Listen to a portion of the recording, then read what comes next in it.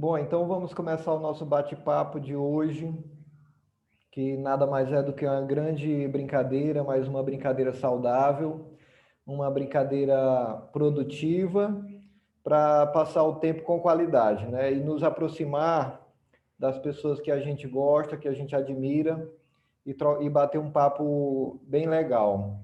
E hoje, nesse primeiro bate-papo, eu vou estar com a Cintiane Lima, que é a minha amada irmã, que vai bater aqui um papo comigo.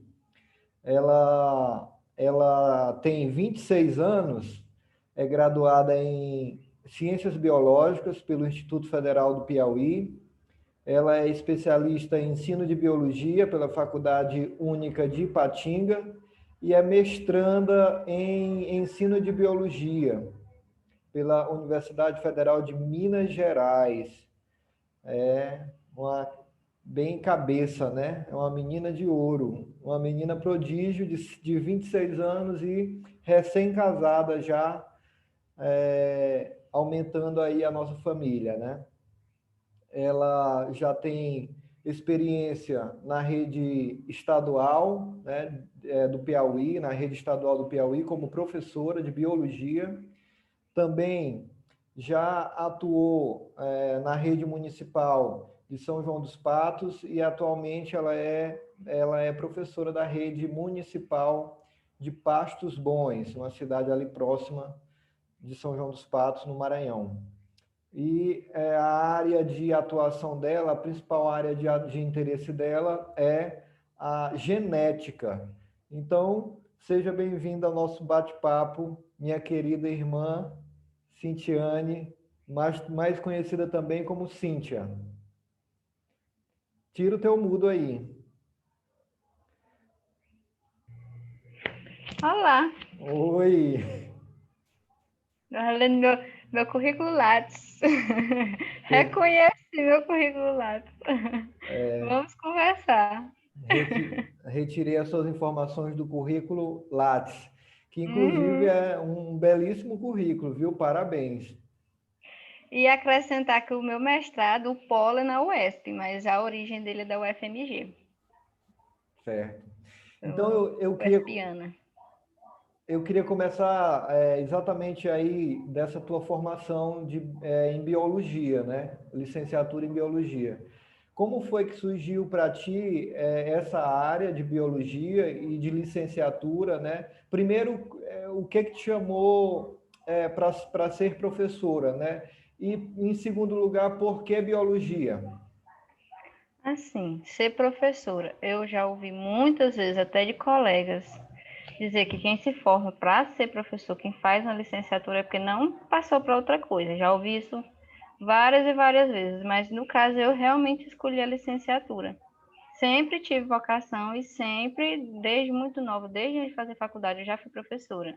Sempre gostei de lecionar. Desde pequena, aula de reforço, monitoria, o Mais Educação, que foi meu primeiro emprego. Sempre gostei da docência, por isso que eu escolhi a licenciatura. E a questão da biologia foi porque eu me identificava muito no ensino química, mas como não tinha nenhuma vaga de nenhum curso de química próximo de São dos Patos, na época que eu fiz o Enem, e hoje também não tem, eu preferi fazer biologia, mas nunca me arrependi na minha escolha. Acabou se apaixonando pela ciência biológica, né? Uhum. E tem um pouco de química, de física. Eu gosto muito das ciências naturais, das ciências biológicas. Então, quando você era criança, né, partindo para a adolescência, desde sempre você tinha essa profissão de professora em mente? Sempre trabalhei, nem a profissão, era algo natural. Dava aula de reforço. Meus primeiros trabalhos, meus primeiros dinheiros eu ganhei como professora de reforço. Ajudava o pessoal. Teve, quando eu era muito pequena também, programa de monitoria na escola municipal que eu estudava. Nós votávamos no contraturno para poder dar aula para as crianças pequenas, ajudar as crianças pequenas a ler. E o primeiro emprego, desde os 17 anos, que eu dou aula realmente, que eu fui professora no Mais Educação, que é um programa, não sei se existe até hoje, mas era um programa do governo, para auxiliar os alunos no contraturno, a um maior aprendizado. Ótimo. Cíntia, mas antes, muito antes disso, você não se esqueça que você tinha também um outro emprego comigo, que era ser a minha secretária executiva nas reuniões da infância, hein? Nós brincávamos Uhum. de empresa e E a você gente é brincava muito de escolinha também. verdade. Eu era tanta professora, às vezes era aluna, eu dava aula para minha boneca, eu recebia aula, muitas aulas do Jean, a gente brincava muito de escolinha, sempre tive nesse meio. Não foi uma novidade isso que eu escolhi a licenciatura. E me diz uma coisa, entendi muito bem essa questão da licenciatura, de ser professora, de escolher essa profissão. Mas e a biologia? O que na biologia que tem a ver contigo? O que te chamou a atenção e te fez apaixonar pela biologia? Eu já entendi que você tinha uma grande aptidão por química, não é isso? Uhum. E aí acabou optando pelo curso que tinha disponível, que era biologia, que tem uma afinidade com química. Mas tu acabou se apaixonando por biologia, né? E aí eu queria exatamente saber isso, entrar um pouco nesse mundo da biologia e entender o que te fez se apaixonar por esse mundo da biologia.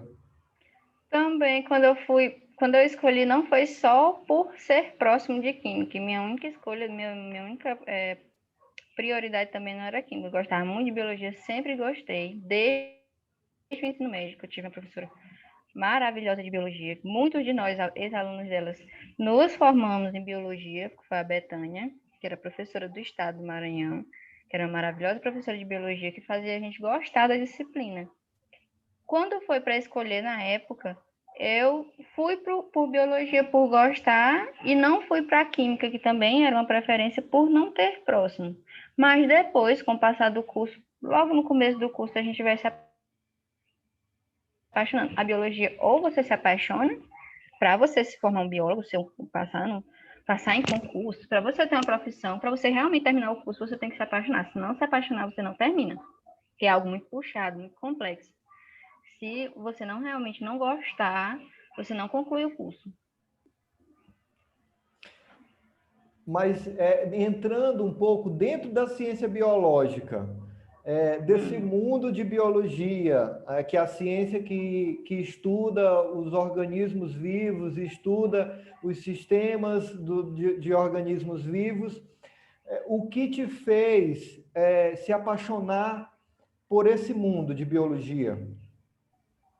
Minhas preferências sempre são da célula, eu sempre digo que é da célula abaixo, citologia, genética, biologia molecular, isso eu devo muito, isso é muito culpa da Michelle, que foi minha professora de genética, de evolução, biologia molecular, que são as disciplinas que eu realmente mais gosto, aquela questão química, a você entender como é a base química, a base molecular de como a vida funciona, você entender realmente como é que uma célula funciona, isso é apaixonante.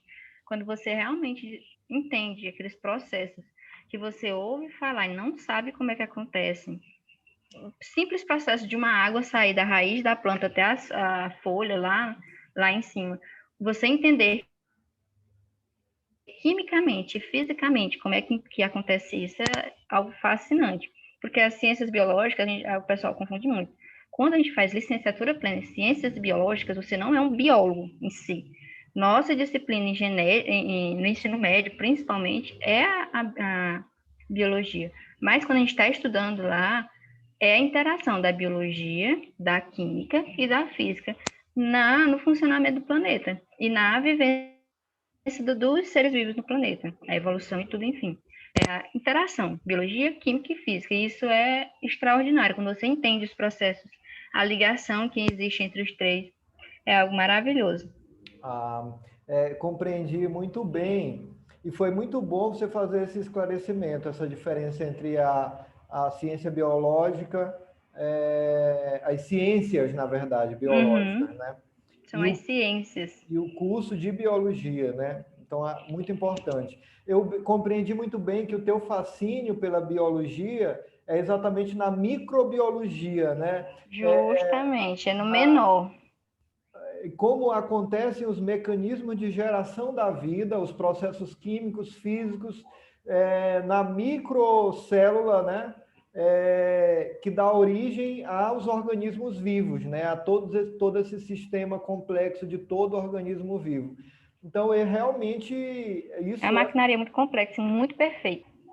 Isso Fascinante. me parece realmente fascinante e muito Você interessante. entender como a vida funciona, como possivelmente, que a gente não tem certeza, a vida pode ter surgido, como a vida evoluiu ao longo do tempo e como ela se mantém até hoje, interagindo com o planeta, é algo assim fascinante. Mais adiante, eu quero conversar um pouco contigo sobre exatamente esse ponto, mas antes eu queria retornar um pouco à questão da profissão docente, né, da professora, né, de como é ser professora, como é se enxergar no meio profissional, no mercado de trabalho como professora hoje, na tua realidade. É realmente aquele fardo que parece que às vezes já está até um pouco clichê isso, a professora sofre, professor é uma profissão ingrata, professor é uma profissão mal remunerada. Até que ponto isso, na tua visão, é fato, faz parte realmente da tua vivência ou não? É possível dizer que o professor é um profissional que consegue sim se dar bem no mercado, se sentir motivado, se sentir prestigiado. Como é, na verdade, a tua vivência em relação a essa profissão do administrador, do docente, da professora? Do professor. Assim, não sei, eu defendo muito essa profissão, não sei se é porque eu estou entrando agora entre aspas, como profissional mesmo só faz 3 anos que eu sou formada, mas desde 17 anos que eu estou dentro da escola realmente trabalhando. Não sei se é porque eu comecei agora, há pouco tempo, mas assim, eu vejo se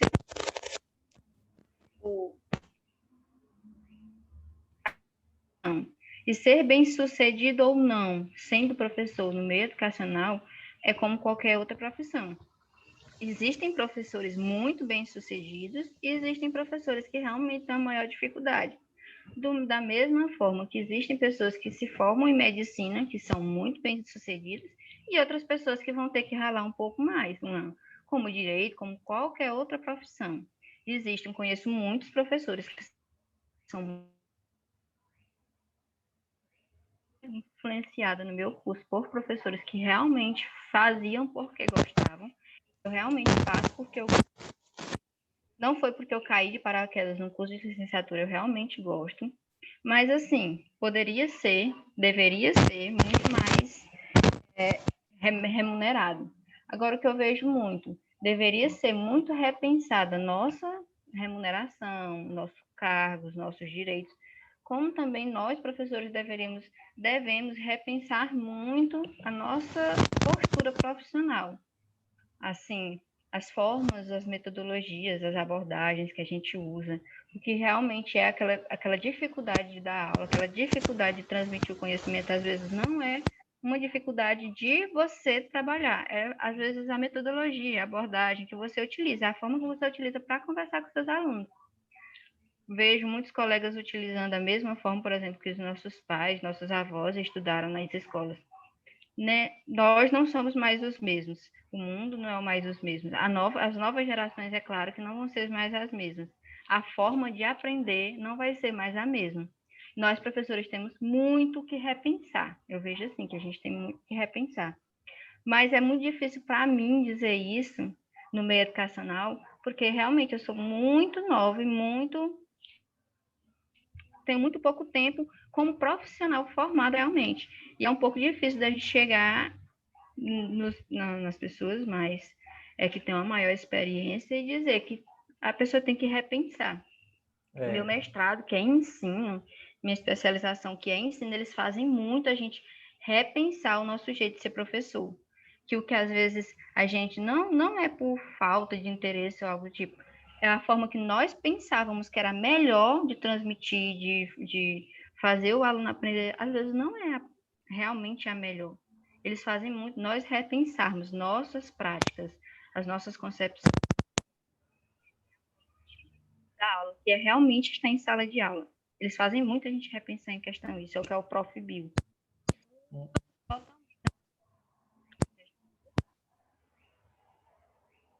Teu microfone, eu acho que o teu, não sei, o teu cabo aí deve estar com algum mau contato, que está picotando, Oi? às vezes está picotando, principalmente quando tu se movimenta, mas vamos continuar.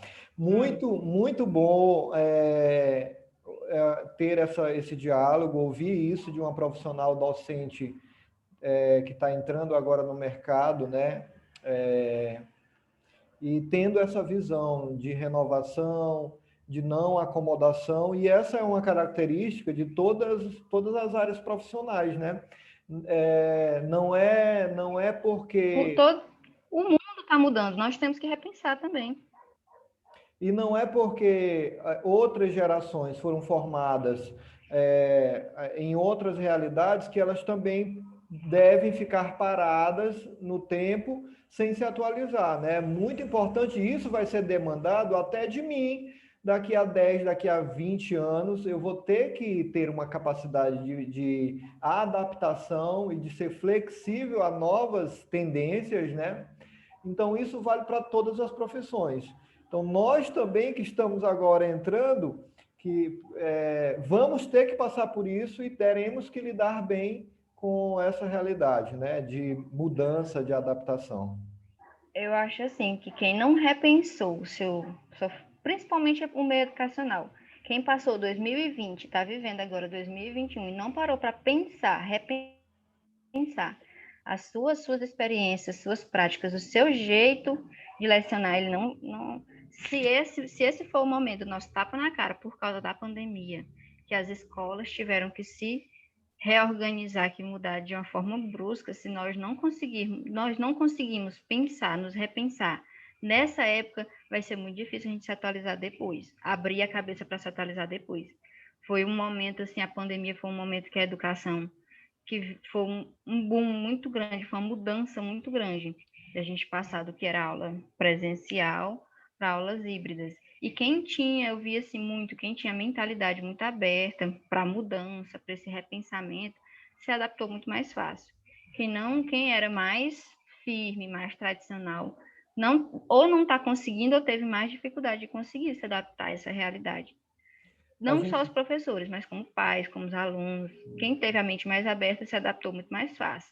E quem realmente também quem tem condições de fazer essa adaptação. Mas quem teve a mente mais fechada, não teve condições, aí foi mais difícil. então, aproveitando esse gancho que está me dando sobre a questão da pandemia, que de fato mudou a realidade, né? Não só na área educacional, mas em todas as áreas da nossa vida, né? Muitas mudanças. Inclusive agora, por exemplo, essa ideia, né, desse bate-papo aqui tem muita influência do que nós passamos a vivenciar desde que a pandemia iniciou, né? Que é um mundo muito mais virtual e que a gente não se apercebia de muitas possibilidades, como por exemplo, de você estar aí em São João dos Patos e eu estar aqui em São Luís e de nós conversarmos, interagirmos, criarmos um ambiente produtivo mesmo à distância, né? Porque as distâncias não são barreiras para que as coisas aconteçam. E isso a gente só caiu a ficha realmente em boa parte com a pandemia, né? Nós aproveitaremos essa pandemia para sairmos melhores, né? Melhores profissionais, melhores pais, melhores mães. Nós devemos aproveitar essa oportunidade para isso. A educação, quem vive a educação, quem pesquisa, professores realmente pesquisadores reflexivos, a gente sempre a gente analisou muito ao longo do tempo o andar lado a lado da educação e da tecnologia, que a educação realmente precisava evoluir junto com a tecnologia, mas ninguém nunca pensou nessa evolução tão rápida e tão brusca. Ninguém nunca planejou, nunca visualizou uma evolução dessa forma. E depois que começou a pandemia, de uma forma assim muito perdida, porque nós professores começamos a ser muito perdidos também no ano passado, quando começou o lockdown, quando começou a fechar realmente as escolas, Nós ficamos, assim, os principais escolas ficaram pelo menos um mês, assim, sem chão, sem saber como era que ia. Depois que a gente começou a se atualizar e se reorganizar nossa prática. Agora, em 2021, eu já vejo assim, uma evolução muito maior. Agora, o começo do ano de 2021, as escolas pararam, analisaram 2020, os analisar como foi 2020, o que foi que teve de bom, para a gente reutilizar em 2021 e o que poderia melhorar em 2021.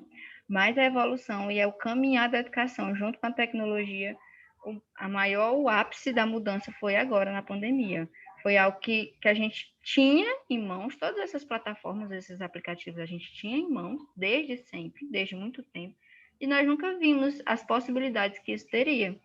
Plataforma de hospedagem de atividade, de vídeos, de materiais, de reuniões online, poder assistir aula online. Nós não pensávamos sobre isso, a gente não via uma forma de ter interação assim. E depois da pandemia a gente teve que se readaptar. E na Foi tua, um ponto, não posso dizer se é um ponto positivo, mas foi um ponto positivo. mas na tua realidade das redes que você atua, está acontecendo o formato híbrido, o presencial alinhado ao online, ou está acontecendo por enquanto somente no online? Infelizmente, é bem distante do que realmente deveria ser. Primeiro, por acesso que os alunos, por eu trabalhar numa rede estadual, na rede municipal, estadual ainda tem um maior acesso, porque como é ensino médio, os alunos já são adolescentes, eles têm mais acesso à tecnologia. Mas a rede municipal, como é ensino fundamental, os meninos são menores, nem todos têm acesso. Mas também, além da falta de acesso, da desigualdade que a gente conhece no Brasil, também tem um pouquinho de falta de vontade, de falta de acompanhamento dos professores, dos pais em relação aos alunos. Os alunos ficaram desesperados com as aulas online. Alguns bloquearam realmente o aprendizado, que dificultaram a coisa. Não acontece do jeito que era, mas nós, cada dia, a gente está tentando se organizar, se readaptar para realmente fazer uma educação. Fazer com que os alunos não parem no tempo. Porque um ano não tem condição de ser um ano perdido de aprendizado. Um ano de aprendizado perdido para um aluno é assim, um abismo muito grande, que não pode existir. Voltando um pouco para a tua vida pessoal, mas claro que não vai ter como fugir também dessas tuas referências profissionais, mas a pergunta que eu queria te colocar desde a tua infância, da tua juventude, da construção da tua personalidade, dos teus objetivos, do teu caráter, quais são as pessoas que foram referências na tua vida, que te marcaram, que te influenciaram ao longo de toda a tua trajetória, não só para definir a tua vida profissional, tuas aptidões profissionais, mas no todo, assim, quem foram as pessoas que mais te marcaram? Não, eu não tenho como fugir de que as pessoas que mais marcaram, que mais me serviram como base, principalmente para a profissão que eu resolvi seguir, foram meus professores. Tive professores que marcaram desde a infância, desde a época que eu estudava em São Francisquinho, que eu tive professores maravilhosos. Até quando eu estudava no Mendes Vieira, que tive professores também que me ajudaram a Pode, crescer, pode que me... pode citar Nomes, nomes? nomes. Eu tinha uma diretora que era a escola inteira, ela era terror da escola. Mas ela sempre, eu tinha medo dela, era aquelas diretoras das antigas que os alunos realmente tinham medo, que era a Tota. Mas ela sempre me tratou de uma forma assim muito carinhosa. Eu sempre vi aquela rigidez dela, mas uma rigidez com cuidado, sempre. A Rita Jordânia também foi uma professora maravilhosa que eu tive, que cuidava assim da gente de forma especial. Tive vários professores. No ensino médio, que é onde eu mais lembro, a Betânia me marcou muito como a minha professora de biologia, que foi minha professora de biologia durante os 3 anos do ensino médio. A Francinalda foi uma professora também maravilhosa. Francinalda, A, professora de de português. português. Uhum. Tive a Deusuíta, que era uma professora de inglês também, que cuidava da gente muito bem. Foram professores em referência não só em transmissão de conhecimento, ou professores que realmente cuidavam, eram professores cuidadores, cuidavam, que davam atenção. que realmente dava um pouco de afeto, que o aluno, quando ele vai para a escola, ele não busca só o conhecimento. Às vezes a gente pensa que o professor que o aluno mais gosta é aquele professor permissivo, que deixa. Mas não, quando eu lembro muito da minha época do ensino médio. Às vezes a gente gostava dos professores realmente os mais rígidos, porque eles eram rígidos, a gente achava chato aquela rigidez, mas a gente sabia que aquilo era um cuidado, que era uma forma de educação. A Francinalda, a Betânia eram professoras muito rígidas, a Tota era uma diretora muito rígida, mas que a gente sabia que aquilo ali era uma forma de cuidado, de ensinamento, além dos conteúdos. Então, essas são as pessoas que mais te influenciaram, que foram maiores referências na tua vida, não é isso? Mas no passado, atualmente, mais próximo, no meu curso superior foi a Michele. A Michele, eu atento ela hoje, até hoje no mestrado. Estou atrás dela, porque ela foi uma professora que foi disciplinas que eu gostava muito e também ela tem uma forma profissional, uma experiência profissional, que é a forma que eu mais busco me espelhar. Ela também é muito jovem, fez mestrado muito jovem, passou em concursos muito jovem, e a forma que ela tem de se relacionar com os alunos, de conversar, de passar o conhecimento, é uma forma que eu me inspiro muito. E saindo um pouco desse ambiente que tu tem um contato direto, dessas pessoas que tu tem um contato direto, quais pessoas mais inacessíveis, mais fora desse ambiente, sei lá, referências para ti estaduais, nacionais, pessoas que não têm um acesso direto com elas, mas que são pessoas que são referência para ti e que te inspiram, te inspiraram de alguma maneira. Tu pode me responder? Normalmente, quem assim, eu tento sempre me inspirar são as nomes femininos que são muito fortes, muito que trouxeram contribuições, principalmente hoje, não tem como eu fugir assim da ciência. Pessoas que foram muito diferenciadas da época que elas viviam. Pessoas, mulheres que botavam realmente a sua voz, a sua vez, colocavam sua voz, sua opinião para a sociedade. Mas, assim, política, nunca tive nenhuma referência até hoje política, nenhuma. Não sou muito de referências religiosas, não vou mentir. Não, E, minhas referências são principalmente essas, da ciência e de pessoas mesmo, da minha mãe. Sempre tive muita referência da minha mãe, da forma de ver o mundo dela, da forma que ela enfrenta os problemas dela. Sempre também me baseei muito. Também sempre vi com minhas tias, como assim, pessoas muito fortes. Na questão da minha vida profissional, de batalhar, de sair realmente para trabalhar, não se acomodar, me espelho muito no meu irmão, que a gente realmente teve que correr atrás, teve que sair e dar a cara a tapa para poder conquistar tudo. A gente não conseguiu nada dado, nada de bandeja. A gente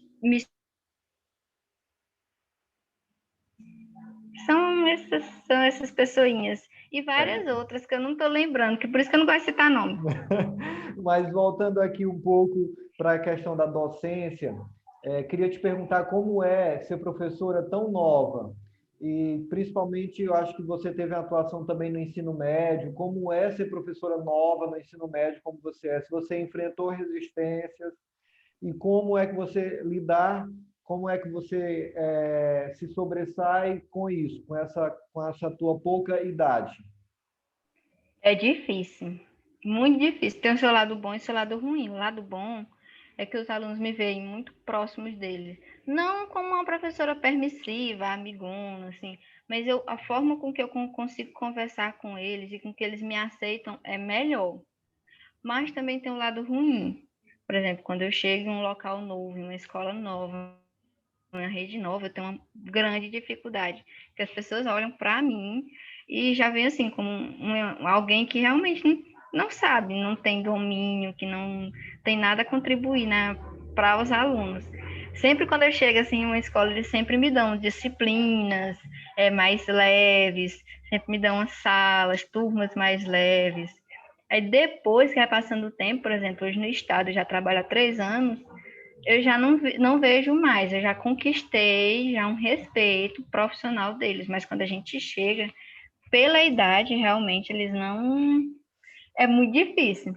E com os alunos já é melhor. Eles, quando a gente chega em sala de aula, eles também, os alunos têm um pouco de resistência, porque eles acham assim que como eu sou muito nova, eles vão conseguir me levar muito facilmente.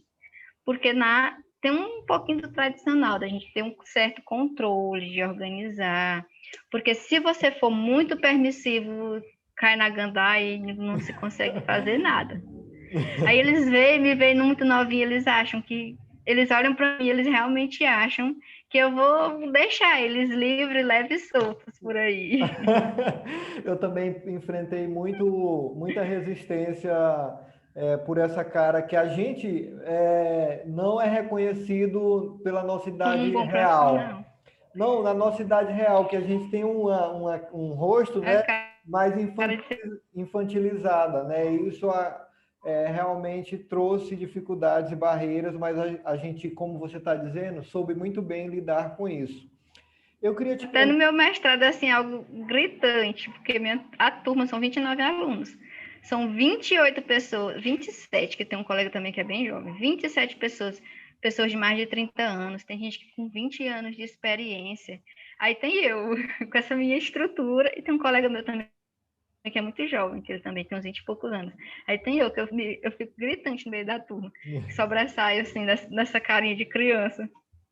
Eu sei muito bem da tua história, sei que você cursou biologia no IFP, né, em Floriano, e que você fazia esse percurso todo dia, né, de São João dos Patos até Floriano, se não me engano, em 100 quilômetros de distância, trabalhando o dia, Arredondando a 100. trabalhando o dia todo, né, no comércio, durante algum tempo foi assim, e estudando à noite em Floriano, e essa tua vida de estrada não terminou aí, né? Você trabalhou em Guadalupe, né? Pegando estrada de pissarra, de moto, né? Às vezes. Então você teve uma vivência muito de idas e vindas pelas estradas, né? Viajando muito. Eu sei que você faz agora o mestrado em Teresina, também continua nessa vida de corre-corre, de estrada, né? Nesse eixo São João dos Patos, Teresina, Floriano, Guadalupe, e agora uma vivência na a rede municipal de Pastos Bons, que é uma cidade vizinha, né, a São João dos Patos. Então, a estrada é o teu escritório também, né? Eu queria saber se você já passou por perrengues na estrada e me contam as histórias, as mais relevantes desses perrengues e como viver assim, com escritório na estrada. Eu brinco que eu larguei São João dos Patos no ensino médio, porque o pessoal, quando eu estudava, perguntava onde é que morava. Eu dizia, não, minha cama fica lá em São João dos Patos, minha cama e meu guarda-roupa ficam em São João dos Patos. Eu é pelo meio do mundo aí, espalhada, coitada. Mas de perrengue,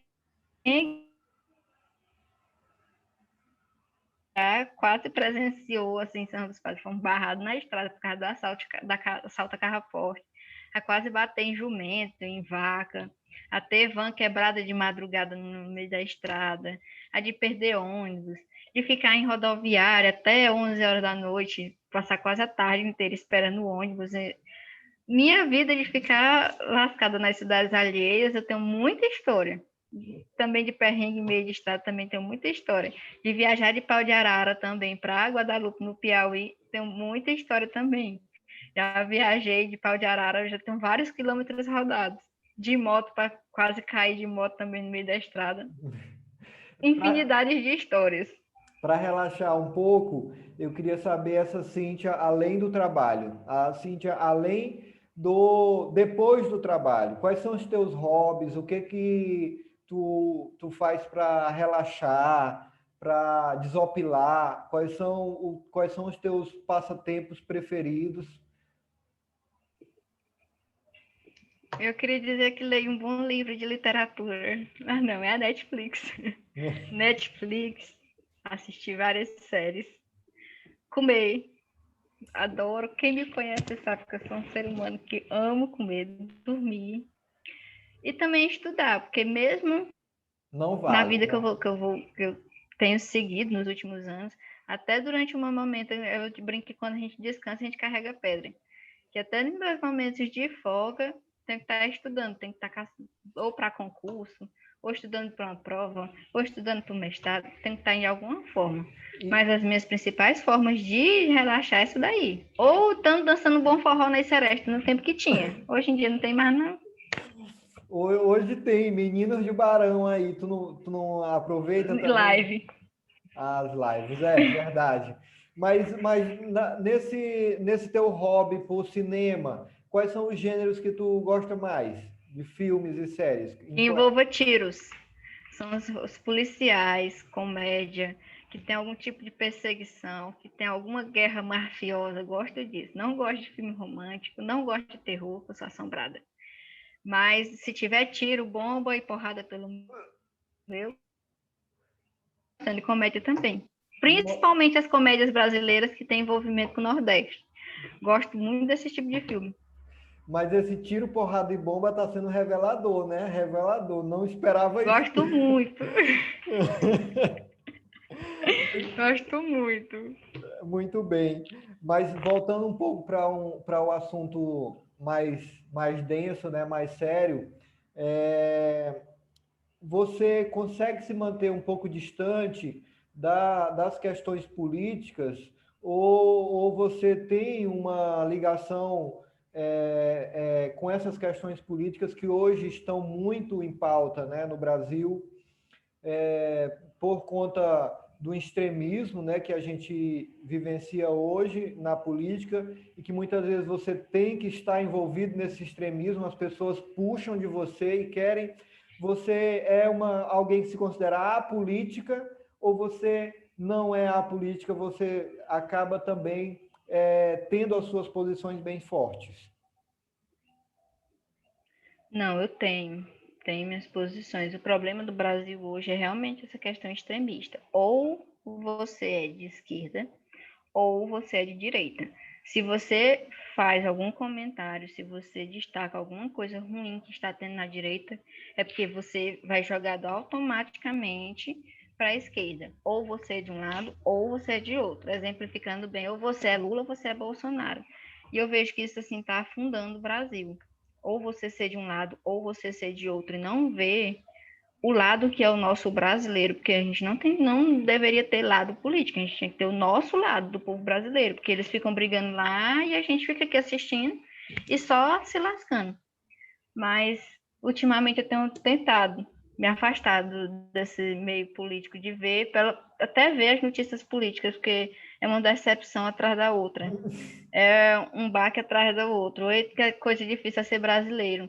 Principalmente com o excelentíssimo, digníssimo presidente que nós temos. Assim, algo muito que você tem que ser forte. Aí eu já, quando eu vejo uma notícia no Instagram, nas redes sociais, eu já pulo logo, porque não, isso aí tá machucando, nos machucando, e não, esse tipo de notícia não tá levando em nada. Todos os dias descobre algo, faz algo e não anda. Aí, às vezes, é melhor a gente dar uma afastadinha. Espero que em 2022 nós tenhamos, o brasileiro tenha uma escolha, assim, que deixe o povo brasileiro realmente mais feliz do que a gente está vivendo agora. Principalmente essa pandemia. Eu compartilho contigo dessa visão que busca a convergência, busca a moderação e busca se afastar desses extremismos, né? Esse extremismo tóxico que ou você é 100% ou você não é nada em relação e que você tem que se encaixar nesses quadradinhos que as pessoas querem fazer para que você se encaixe, que você muito bem relatou, isso não está fazendo nada bem, e eu faço coro contigo nessa mesma visão, de que a gente tem que buscar as convergências, a gente tem que buscar a centralidade, buscar ter posições sem paixão, né? Sem preconceitos, conceitos pré-estabelecidos. A gente precisa analisar cada coisa no seu mérito, e não com aquele rótulo de que você é direita ou você é esquerda, e se você é de direita tem que pensar assim, se você é de esquerda tem que pensar assado. eu também rejeito esse tipo de rótulo. Eu não sou direita nem sou esquerda, eu sou Jean. E você é Cíntia. E você tem. Nós somos lascados.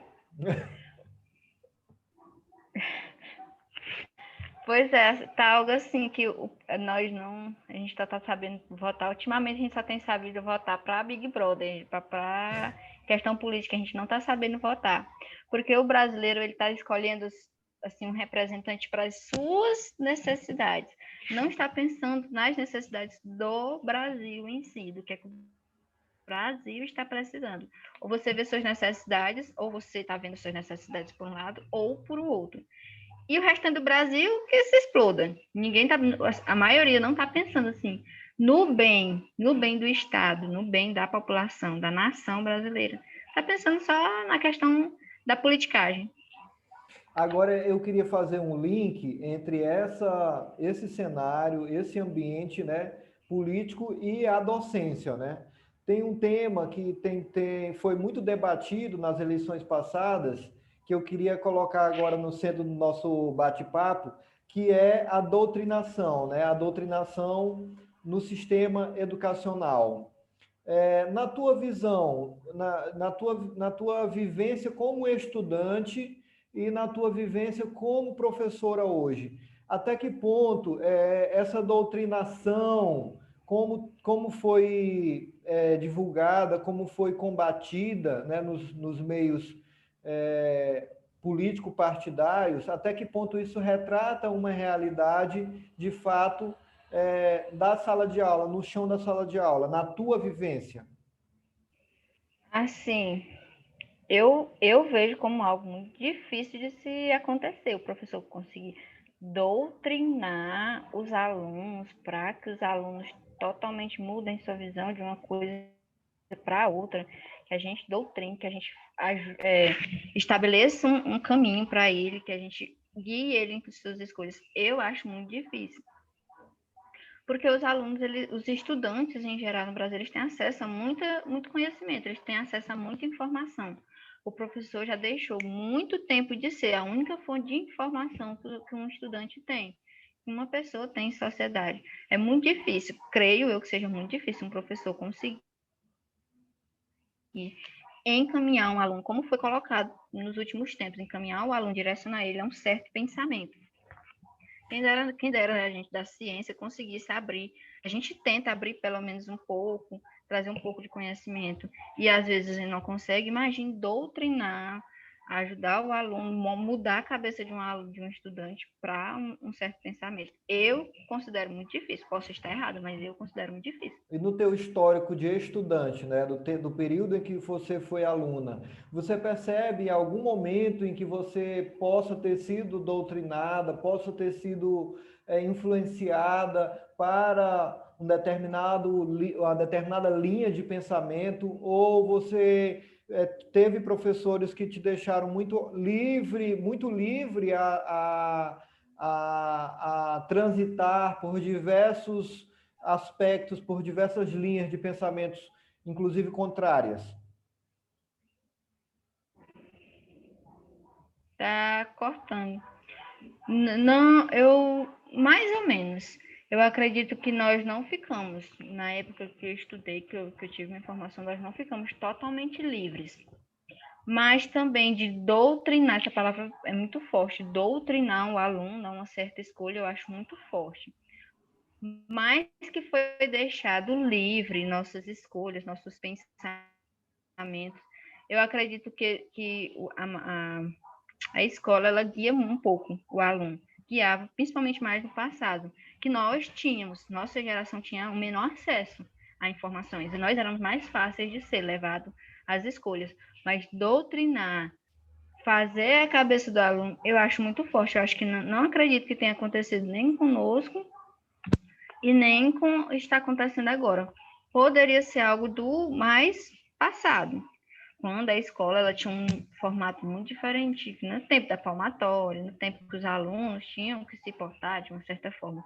Hoje em dia, a gama de informações que é inserida na sociedade, os alunos, o contato que os alunos têm com a sociedade, eu acho muito difícil da escola simplesmente conseguir fazer isso. É porque na discussão política, né, o caminho que a sociedade ela percorreu nos últimos anos, um caminho mais pautado para as liberdades individuais, um caminho mais voltado para combater os preconceitos, um caminho também muito ligado ao respeito à individualidade, né, ao respeito de pensamento, levou a certa parcela compreender que isso foi fruto de uma doutrinação, né, que isso foi fruto de escolas e universidades onde professores incutiam na cabeça dos alunos certos conceitos, né? Você acredita que, de fato, isso é produto dessa doutrinação, ou você acredita que isso é fruto do caminho natural da sociedade na direção de uma convivência muito mais voltada para a liberdade, para a fraternidade, para o humanismo?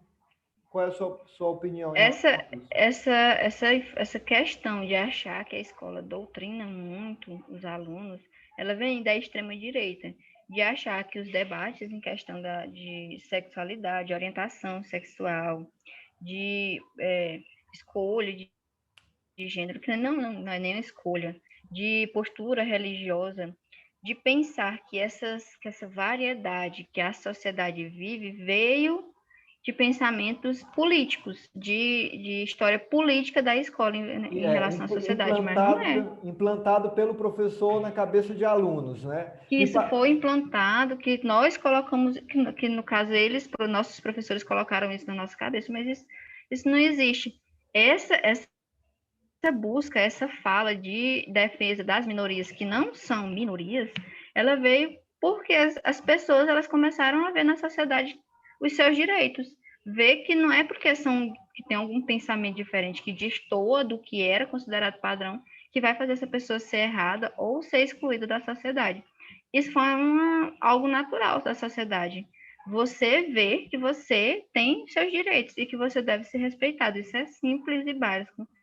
Eu, particularmente, É nosso dever hoje ensinar o respeito, a dignidade humana. Mas implantar esse tipo de informação na cabeça dos alunos, não creio que tenha existido.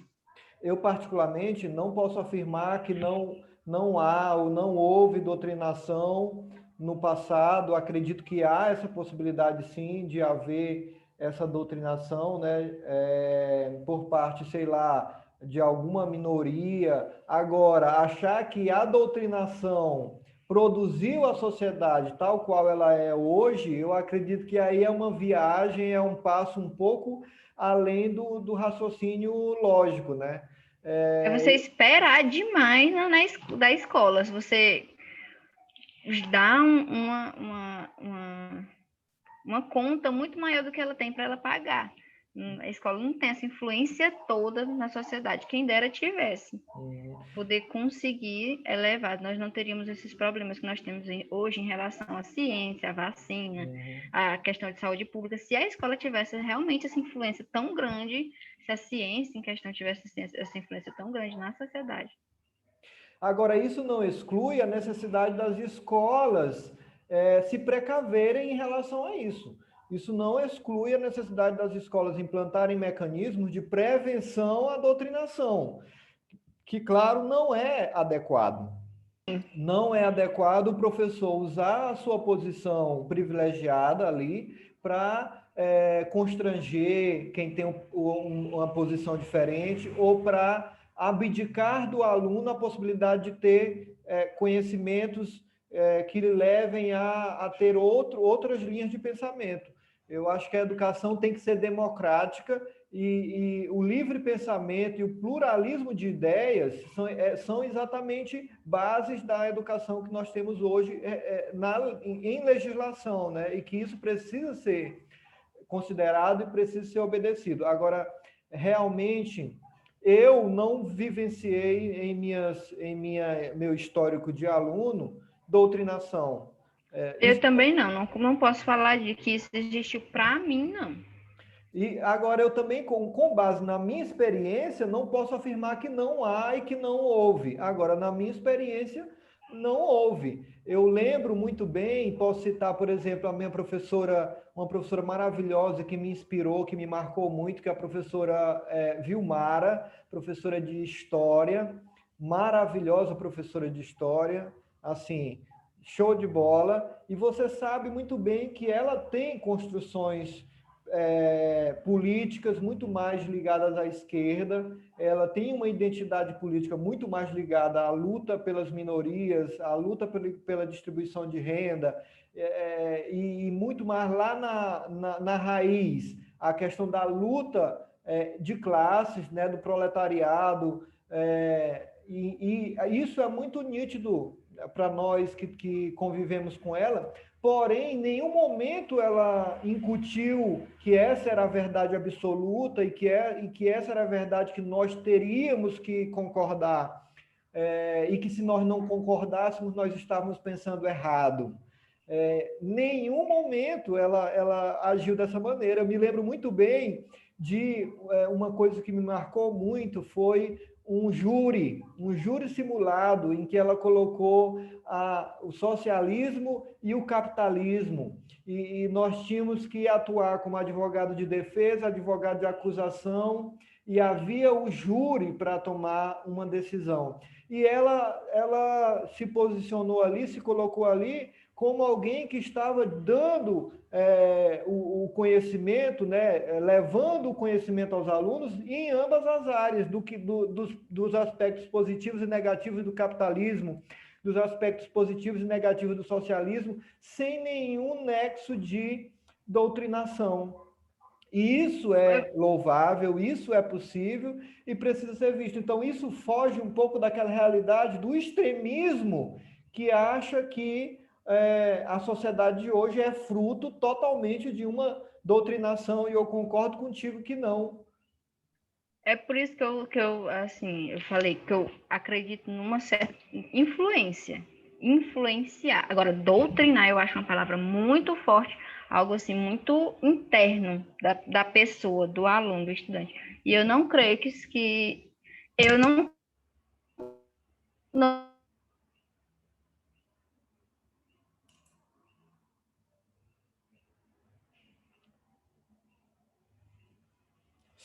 Acho que eu não estou ouvindo. Agora voltou. Voltou. O que você... ser hipócrita de dizer que o professor ele só influencia positivamente. Existem muitos professores que Não estou ouvindo. Tá com mau contato aí. Tá com mau contato. Voltou. Então vamos aproveitar aí e adiante um pouco mais. Eu que gostaria de te perguntar num tema que é também polêmico, é um pouco de polêmico, que é a questão da biologia, da ciência versus a fé versus a religião. No meu modo de pensar, não são coisas que são antagônicas, não são coisas que se anulam, não são coisas que se anulam, pelo contrário, se complementam. E eu imagino assim que o astronauta, ele tem uma vivência no universo, né, olhando a Terra lá de cima, aquilo ali traz uma experiência para ele incrível com Deus, no meu modo de pensar, porque ele consegue ver a magnitude da criação de uma maneira muito mais nítida e prática e clara do que eu, que nunca estive no espaço, nunca vi os planetas de longe, né? Como um astronauta vê. A mesma coisa, eu imagino, é para um biólogo, um químico, por exemplo, na tua área de interesse maior, que é exatamente a microbiologia, e entender aquele mecanismo ali do surgimento da célula, me parece que ter essa compreensão reforça a fé, porque é algo tão magnífico, tão incrível, que me parece muito mais favorável a fortalecer a tua fé de que um ser muito mais inteligente, muito mais capaz, arquitetou toda essa perfeição do que o contrário. Qual é a tua visão em relação a isso? Assim, essa questão de religião e ciência eu também vejo como uma forma extremista da sociedade. Se você acredita na ciência, você é ateu, você não acredita em Deus. Ou se você acredita na religião, você não acredita na ciência, nos estudos de forma alguma. Você não toma vacina, a terra é plana. São dois extremos e que as pessoas têm vivenciado também. A sociedade tem sido muito extremista. Ou você é de um, ou você é de outro. Eu concordo com isso que você falou. Eu acredito em Deus, eu acredito na existência de um ser maior, por mais que eu seja da ciência, que eu tenha conhecimento de genética, de evolução, de biologia molecular, da questão dos mecanismos mais profundos da vida. Por mais que eu conheça isso, eu acredito em Deus. Eu não acredito no por acaso, no simples acaso da existência da vida. Um conteúdo que a gente trabalha que é muito difícil assim, de abordar em sala de aula é a origem da vida. Isso é algo que é um boom em sala de aula. E eu sempre tento, sempre tenho uma conversa antes com os meus alunos, dizer para eles que eu estou transmitindo informações, trazendo conhecimento para eles em relação ao que a ciência acredita. Eu sou uma professora bióloga, eu tenho que dizer para eles o que é verdade científica. Mas eu digo para eles sempre, eu não tenho a capacidade de mudar o pensamento e a opinião de vocês. Se você tem a fé, se você tem a base religiosa, não é nem minha intenção, e nem se fosse minha intenção, não conseguiria mudar. Não tem como você mudar o que outra pessoa acredita. É por isso que eu não acredito em doutrinação. Que por mais que eu bata na cabeça do aluno as teorias de origem da vida, aquele aluno que acredita realmente na questão da religiosidade, ele nunca vai mudar o pensamento dele. Ele pode se zangar comigo, mas não mudar o pensamento. É sempre isso que eu converso com eles antes. E eu acredito na questão da ciência e da religião, da fé, mas não a religião, as leis, o extremismo. A religião, a fé, a cultura das pessoas. Porque eu também não vejo como um simples universo acontecer como um simples acaso, a questão física e química, a vida acontecer como um simples acaso, é uma coisa muito complexa e muito magnífica para acontecer, assim, no simples boom. Mas eu também tenho as bases científicas de acreditar na ciência. E muito da ciência também nessas questões mais difíceis, que gera mais discussão, não temos um bater do martelo. Por exemplo, a vida pode não ter seguido a história que é contada nos livros e tal, mas que existiu uma base evolutiva, a gente tem que acreditar naquela base evolutiva, que ela teve de surgir de alguma forma, que a ciência explica muito, mas eu, particularmente, acredito que lá no comecinho, na base, do pilar fundamental, existiu Deus. Eu acredito. E, Não posso falar no que outras pessoas acreditam. e esse. Oi.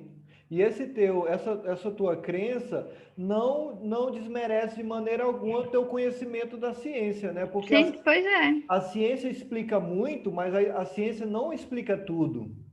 E o que a ciência explica, talvez na posição de alguns desses cientistas, refuta a Bíblia, né, que é a maior expressão da fé, a maior regra de fé e prática. Porém, se você for ver a Bíblia explica tudo.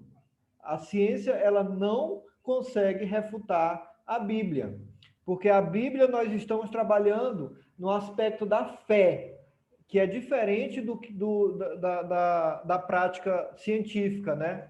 Do testar, do fato. A Bíblia ela trabalha com a fé. Então, a ciência e religião não conseguem se refutar um ao outro.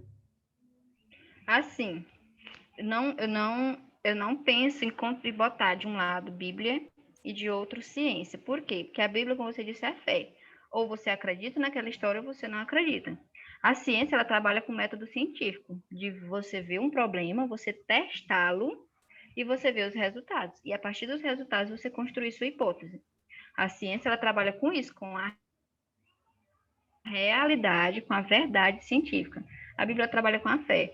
Por isso que eu não coloco em nenhum momento uma para bater na outra, uma de frente para comparar com a outra, porque elas estão assim em locais diferentes. Exatamente. Eu, particularmente, por exemplo, como uma bióloga, eu não vejo o contar da origem da vida, do caminhar da vida, como a Bíblia conta. Eu, particularmente, não vou dizer que acredito, porque eu não acredito na história, mas eu vejo que muita base, assim, do que é contado tem. Mas na história verídica a gente vê que já foi muito explicado pela ciência, por exemplo, a evolução. O ser vivo, os seres não terem sido construídos todos em uma semana, aquela história. Eu, particularmente, não. Já saiu de mim por causa que a ciência já conta uma história bem fundamentada por trás. Mas dizer que sou contra, que Deus não existe ou algo do tipo, já não faço isso. Mas aí, por isso é que não há como colocar no mesmo plano Não tem como as pesar. afirmações da ciência e as afirmações bíblicas, porque nós, como a gente já disse aqui, estamos tratando de duas coisas que trabalham São dois pesos e duas numa medidas. lógica totalmente diferente. Mas a Bíblia e a fé explica tudo isso. Se você for ver que o tempo de Deus, ele não é um tempo cronológico, não é um tempo Também vejo cronos. essa questão do tempo, Ou seja, interpretação. Um dia para Deus não é um dia para o ser humano. A própria Bíblia Uhum. diz isso. Então, é uma gama e uma complexidade de conhecimento bíblico que é preciso ter e teológico para entender de fato. Ou seja, não é simplesmente Deus criou no primeiro dia a luz e o tal. Por trás daquilo tudo ali, existe toda uma interpretação textual, que existe uma ciência para interpretar a Bíblia. Justamente, tanto para você interpretar a Bíblia, a religião, como para você interpretar a ciência, você precisa de fundamentação e você precisa ter a mente aberta para assimilar aquela informação. Exatamente. Se você pegar um cientista que não acredita, um ateu, por exemplo, e você for falar da Bíblia, nunca vai de forma alguma assimilar aquela informação. E se você pegar para um religioso muito fervoroso e você for explicar a ciência para ele, é como se a gente estivesse dando uns tapas na cara dele, ele nunca vai aceitar essa informação. É por isso que eu nunca coloco. Quando eu dou aula de biologia, origem da vida, evolução, nunca coloco. Eu digo para os alunos, eu não estou colocando religião e ciência. Eu estou informando para vocês o que a ciência acredita. Certo, Porque ótimo. eu estou na ciência. Eu trabalho com método científico. Eu digo para vocês o que a ciência tem de testado, qual é a verdade que a ciência tem hoje. Agora, influenciar no pensamento do aluno, na religiosidade dele, isso é impossível. Nem se eu quisesse. Eu acho que eu seria apedrejada, eu não conseguia mudar o pensamento deles. Cíntia, agora nós já estamos indo para a reta final, a gente vai fazer uma brincadeira do eu nunca e eu já. Eu vou dizer a situação e tu vai dizer eu nunca ou eu já, tá bom? Uhum. Preparada? Podemos começar? Podemos. Matei aula. Matei aula. Já, em pouquíssimas situações, mas já. Principalmente Fiquei, na faculdade, quando tinha algum problema para estudar para uma prova, por exemplo, eu matava uma aula que eu considerava menos, assim, matava. Não vou mentir, não. bom saber disso, hein? Aliás, não tão bom saber disso. Já ficou bêbada? Uma única vez. Só tem que dizer Em assim, comemoração à minha casa. eu Fiquei. já. Diz assim, eu Já, já. já. Já caiu por estar olhando para o celular? Não, eu Já, nunca. já cortei o meu próprio cabelo? Já, eu já. Principalmente quando eu era pequena. Já me apaixonei à primeira vista? Nunca, eu nunca. Já soltei um pum em público e disfarcei? Já. Quem nunca? Já, Bota a culpa do já, cachorro. já peguei carona com estranhos? Nunca, eu tenho medo disso. Eu nunca. Preferia ficar rodada na rodoviária. Pois eu vou, Dar um desdobro. pois eu vou te contar que uma vez eu peguei carona de Barão de Grajaú até São João dos Patos com um caminhoneiro.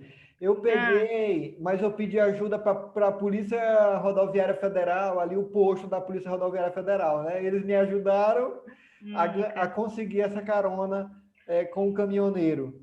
Porque logo, infelizmente, mulher sofre muito. Eu já tanto tenho medo disso que eu já recusei uma carona de uma senhorinha, assim, bem velhinha, bem velhinha no carro. Tá só ela, eu não tive coragem, minha senhora. Muito obrigada. Tô esperando os colegas aqui, porque eu tenho muito medo disso. Porque eu sou muito franzina. Já curti música do Justin Bieber? Não, nunca. Já segurei vela? Já. Já colei na prova? Que eu me lembre, não. Eu nunca. Que eu me lembre, não. Já guardei. Nunca me lembre, não. Já guardei chiclete para mascar depois? Não, nunca. Já fiz xixi na piscina? Muitas vezes, sempre que eu vou na piscina. Que é isso? Ninguém mais vai te convidar para a piscina, Cíntia. Aqui no Brasil não usa aquele negocinho azul que fica azul, que quando a gente faz xixi? Não. Já levei um fora? Já. Já recebi flores? Nunca. Nunca recebeu flores? Nunca. Acho que é porque o povo me conhece, sabe que me compra mais com comida. Já beijei alguém, uma pessoa estranha? Já. O Carnaval quê? da vida já. O quê? Pouquíssimas vezes, mas já. Dona Se bem que no São Jordânia. dos Patos todo mundo se conhece. Dona Jordânia está ouvindo isso, né? Olha lá. Foi no passado, mãe. Já menti que a comida estava boa? Já. Já. Isso. Eu vivo de RU, de cantina. Já. Mas aí tu não tem o compromisso de dizer que tá gostosa a comida. Tu pode dizer que não tá gostosa. Não, mas aí quem vive nessa vida que eu vivi antes da pandemia, cada dia comer num lugar diferente, a gente tem que agradar. Certo. Senão a gente não consegue a segunda vez. Já experimentei comida de cachorro? Não, nunca. Já treinei um beijo numa fruta? Não. Não mente, não mente. Não, sinceramente não. Eita, mas foi muito legal a nossa brincadeira. E a última pergunta que eu queria fazer para ti é como é que está sendo a tua vida de recém-casada? Eu estou há só 4 meses. Eu estou gostando. O pessoal pergunta muito a questão de ser dona de casa, mas mamãe influenciou muito porque eu não sentia a transição. Porque mamãe me botava, tu sabe, mamãe botava para fazer tudo. Aí eu já era dona de casa antes. E a questão da vida de ter um companheiro, até o momento estou gostando muito. Eu não tenho até o momento algo negativo para apontar. Muito bem, gostei de ver. Hashtag feliz. Parabéns, que continue assim. Amém. Manda um abraço aí para o seu digníssimo esposo. Digníssimo. Manda sim. Muito obrigado, Cid, por ter topado essa brincadeira e foi muito gostosa, foi muito bom o nosso bate-papo. Espero não ter falado besteira demais. Não. Um beijo e tchau, até a próxima. Até. Tchau. Você gostaria de fazer considerações finais? Você gostaria de deixar uma mensagem para alguém? Agradecer, porque eu nunca pensei em alguém me convidar para entrevista. A pessoa querer saber, assim, me entrevistar. Muito obrigada. Me sentir uma pessoa relevante, ser entrevistada. Me sentindo Faustão. Você é muito relevante. Muito obrigada. E espero que você tenha gostado. Gostei. Tchau. Um beijo. Muito obrigada. Beijo. Tchau. Desliga como é.